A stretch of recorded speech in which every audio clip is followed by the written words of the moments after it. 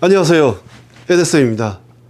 오늘 영상은 우리 자전거 타시는 라이더들이 가장 신경 쓰이고 민감한 그 자전거 소음 그 유형별로 가장 빈도수가 많은 순서대로 10가지를 한번 뽑아봤습니다. 이건 순전히 우리 가게에서 많이 들어오는 소음의 빈도수니까 요거 참고 바랍니다. 자, 그러면 지금부터 시작해 볼까요?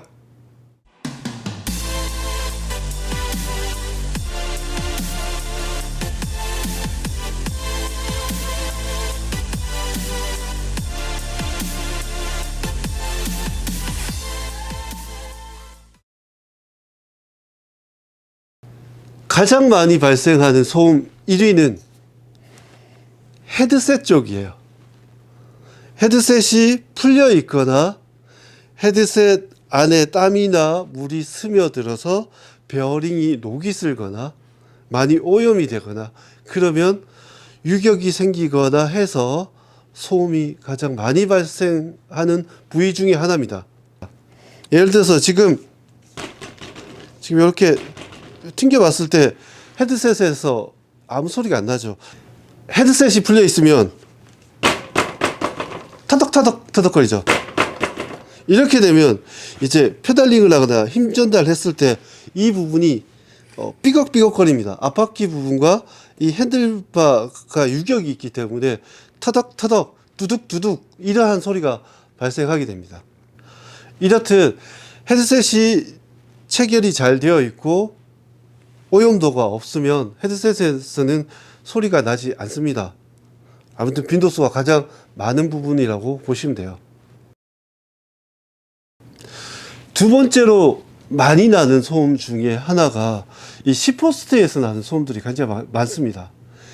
바퀴가 돌아가면서 여기에 있는 모래나 이런 것들이 이 사이로 튜브하고 시포스트 사이로 이물질이 끼거나 물이 투습이 되거나 해서 나는 소음들이 많아요. 보통 이거는 안장에 앉아서 페달링 할 때 그때 많이 발생하는 소음 중에 하나입니다. 그러니까 물론 안장에 안 앉아도 때로는 페달링만 해도 프레임이 뒤틀리면서 여기서 날 수도 있어요. 네. 그러니까 정기적으로 한 번씩은 시포스트를 분리해서 청소를 해주고 다시 그리스 작업을 해주는 게 좋습니다. 시포스트에서 날 수도 있고 요 C클램프, 이 C클램프에도 이물질이 끼면 날 수가 있습니다. 두 번째로 많이 발생하는 부위가 시포스트 쪽입니다. 세 번째로 많이 발생하는 소음 중에 하나가 페달입니다.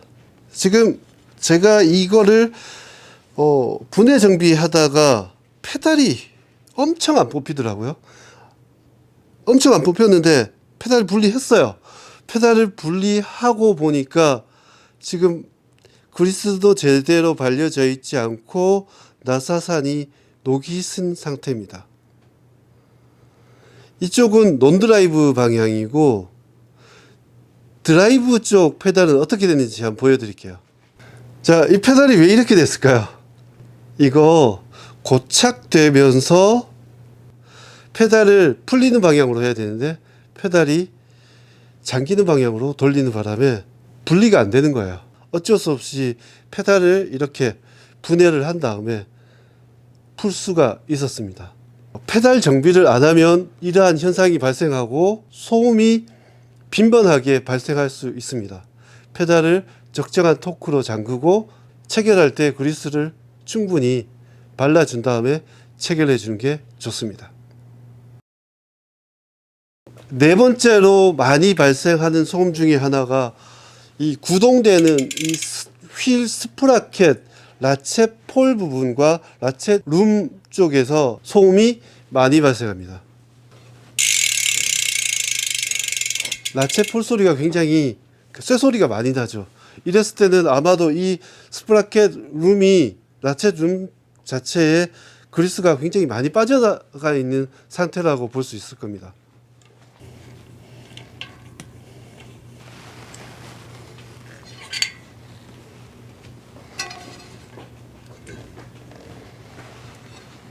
라쳇을 이렇게 분리했습니다.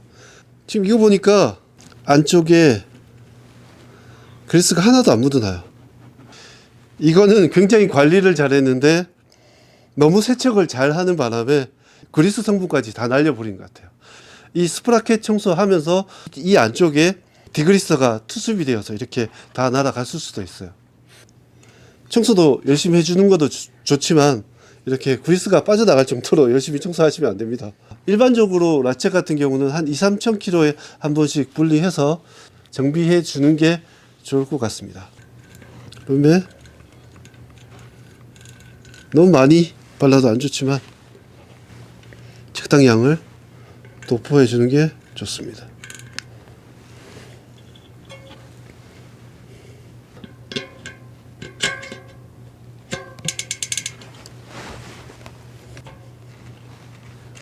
방금 저 라쳇 룸에 그리스를 충분히 도포해 줬습니다. 자, 그러면 소리가 어떤지 한번 들어볼게요.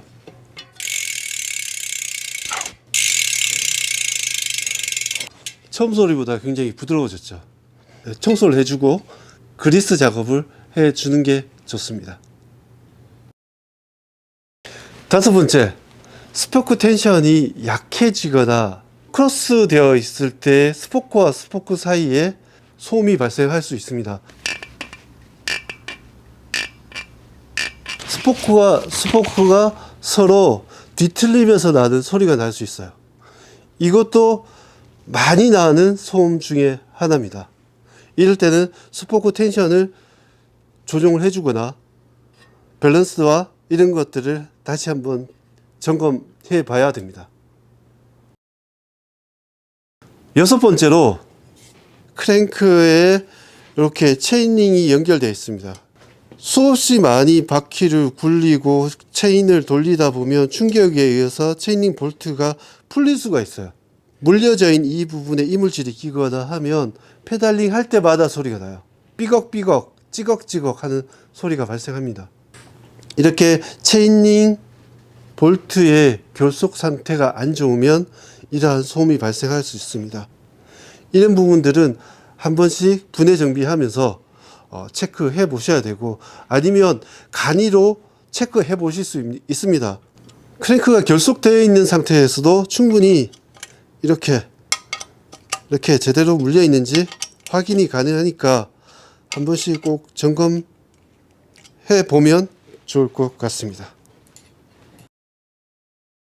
일곱 번째, 핸들바 부분에서 댄싱을 치거나 우리가 핸들을 뒤틀었을 때 뭔가가 뚜둑 뚜둑 뿌둑 뿌둑 거리고 딱딱딱딱 하는 소리가 많이 발생한다면 스티어러 튜브에서 스템을 잡고 있는 이 부분 체결 상태나 오염도 이런 부분들을 체크해 보셔야 됩니다. 여기에 이물질이 끼거나 좀 느슨해지거나 하면 소음이 발생할 수 있어요. 마찬가지입니다. 우리 처음에 이제 헤드셋에서 가장 많이 난다고 했는데 그 소음 외에 또 얘가 스템이 스티어러 튜브를 제대로 잡고 있지 않거나 이 사이에 오염 물질이 끼어 있으면 소음이 발생됩니다. 여덟 번째, 정비 받으러 오시는 분들, 소음 때문에 오시는 분들이 가장 많이 얘기하는 부분 중에 하나입니다. 비비에서 소음이 나요. 근데 비비에서 소음이 나는 경우는 전체 소음 나는 거에 한 5%도 안 돼요.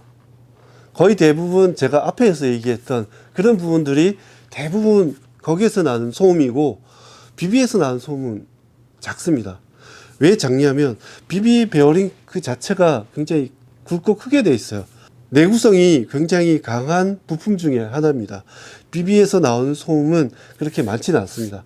그래서 제가 여덟 번째로 뽑았습니다. 비비 상태를 가장 쉽게 체크할 수 있는 방법은 체인이 분리된 상태에서 크랭크를 돌려봤을 때 뭔가 걸걸걸걸한 느낌이 든다. 그러면 거의 99% 비비 베어링이 나간 게 확실합니다.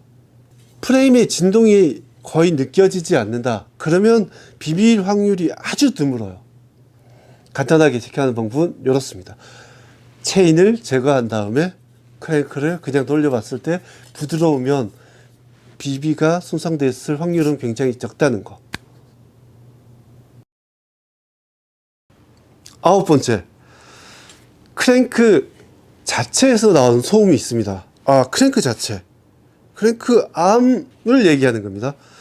이거는 시마노 울테그라입니다. 울테그라나 듀라이스 같은 경우는 절삭 가공을 한 다음에 에폭시로 접합을 해 놓은 그런 형태입니다.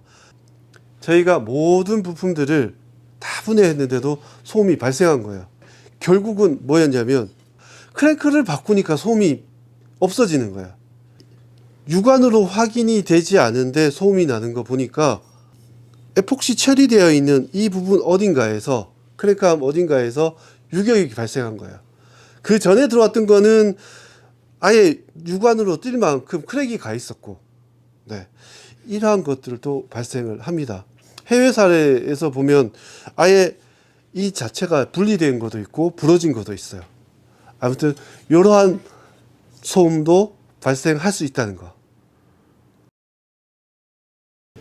마지막 10번째, 프레임의 크랙. 프레임 크랙 같은 경우는 올해 한 건이 들어왔어요. 저희가 1년에 100대 넘게 정비하고 있는데 그 중에 올해 한 건이 발생했습니다. 일반적으로 알루미늄 프레임에 가장 많이 발생합니다. 가장 빈도수가 낮은 것 중에 하나입니다.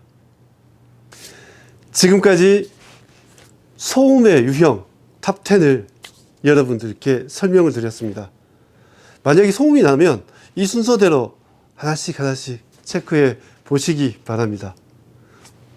오늘 영상, 그 전에 혹시나 제 영상을 보시고 마음에 드셨으면 구독, 좋아요, 그리고 알림 설정 부탁드립니다. 오늘 영상은 여기까지 할게요. 들어가세요.